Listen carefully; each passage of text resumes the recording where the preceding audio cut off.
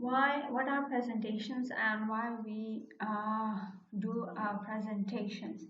Presentations is simply to put your skills on display or to tell the audience how competent you are, how much knowledge you have, how much research you did, how much planning you did, what are the visual designs which you have incorporated in your presentations or in your research work.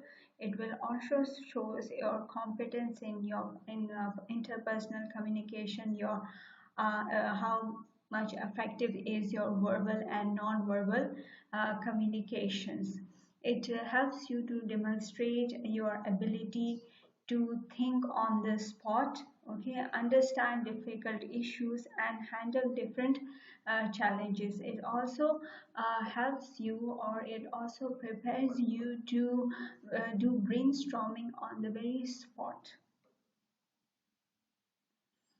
Planning a presentation. Planning presentation is like planning any other business messages. You analyze the solution, you gather different information, you select the right medium or the channel. Okay, you organize the presentation. First, analyze the situation. The purpose of the most business presentation is to inform or to persuade, but you can also plan for collaboration with the others. Okay, if your presentation is to inform others, okay, so you have to prepare according to that. Okay, persuading needs another sort of or another style of presentation, and similarly if you are dealing with to collaborate or to communicate with others, means it's a two-way sort of a presentation, then you also have to be prepared for that. Okay, first is you have to define your purpose. Okay, in presentation, analyzing the situation, in analyzing the situation, the most important point is to define your purpose, why you want to give this presentation, what is the main reasons behind this presentation. Either you want to inform your audience, either you want to persuade them or convince them that whatever the project you have designed is best. Okay, or you want to have collaboration, means it's a two-way discussion, so you have to be you have to analyze it.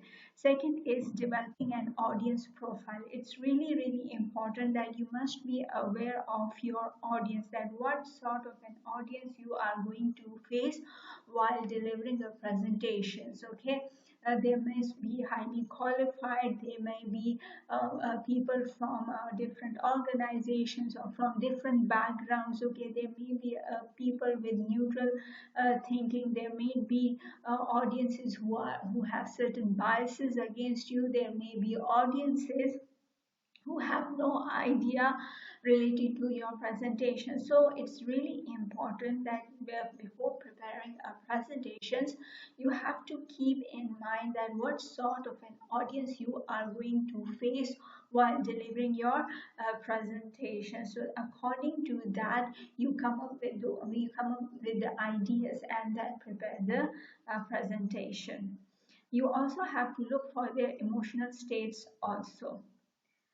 For presentation, one another important thing is the seating arrangement. These arrangements is going to help you, or it's going to format your style of presentations and the content of your presentation. Means if these four basic formats of seating arrangement has a greater effect on presenting a speech to the audience. First one is the classroom or theater setting. Second is conference table seating, horseshoe or U-shaped seating, and cafe seating. Classroom or theater setting. All chairs or desks are faced forward. It helps keep attention focused on the speaker and is usually the best method for accommodating large audiences. For example, this is the simple way of the presentations which you come across while when you go to seminar halls or there or meeting different areas and you attend different presentations. You can see that the people are facing towards the presenter towards the rostrums. Okay, the multimedia is there and all people are sitting facing forward. Okay, or chairs or desks if they are in the room, they are facing forward. Okay, and if there are so all the faces of the audience are towards the speaker. And this advantage of this presentation is that there is no two-way communication, so the presenter does not need any brainstorming because he does not have any interaction with the audience. Okay, he's going to simply deliver his presentations and leave the stage. This is the example of theater setting. Okay, this is the example of theater setting. Next, this is the classroom seating arrangement. You can see the audience are sitting in a classroom and the presenter is standing at the desk, okay, with the multimedia at the back. Then is conference table seating.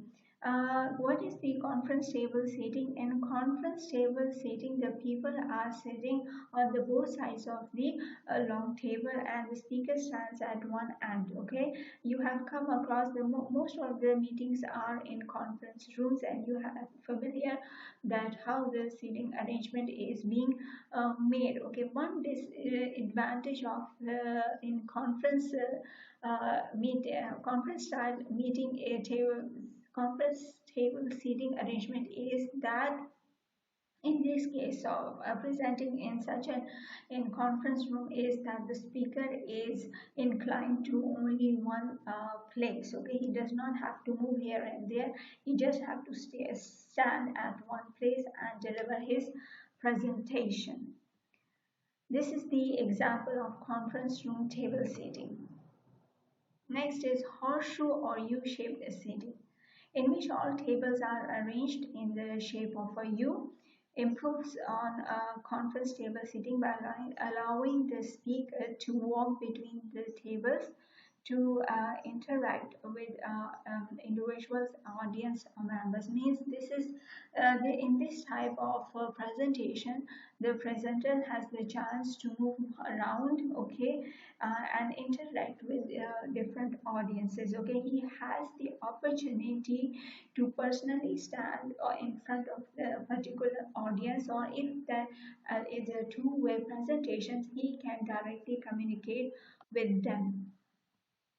This is the example of the horseshoe or U-shaped seating arrangements. Cafe seating is just like cafe seating is actually for small meetings, okay, and in which the people are sitting in cafe styles, okay. But the disadvantage of this is that some of the audience have their backs to the speaker, which looks or which seems very awkward. So, but cafe seating is mostly for very short meetings where there are only few people are there attending the presentation. This is an example of your cafe seating arrangement. Next important point is to gather information. You can gather information for your presentation from different sources. It can be the internet, libraries, you can search for different journals, magazines, you can even look for interviews. Okay, the main reason is that you have to be fully prepared for the presentations. Moreover, for 1 hour presentation you need 30 slides and it takes 36 to 90 36 to 90 minutes, or it almost take 2 or 3 days to research research to conceive your material and create and practice your presentation. So it needs a lot of time to give an effective presentations, okay, because you have to search a lot of sources, okay, and without searching or gathering information, your presentations might be not up to the point, or it might not be that impressive. Selecting the right medium or channel, okay? For presentations, you have to select the right medium, means how are you going to deliver your presentations, okay? It can be conference rooms built in a display system, okay? Conference rooms built in display system means that it's a conference room with all the multimedias and everything already being present there, okay? It can be from you can do your presentations from an online meeting software. It can be webcast or screencast or webinars, okay? It depends upon the mediums, okay? If whether the presentation, whether the audience to whom you are going to give your presentation are present in the same room, okay, or they are in far flung areas, or they are in a very far areas, or you are doing your presentation through the webinars, okay, or or through online presentations, okay, through or can be an online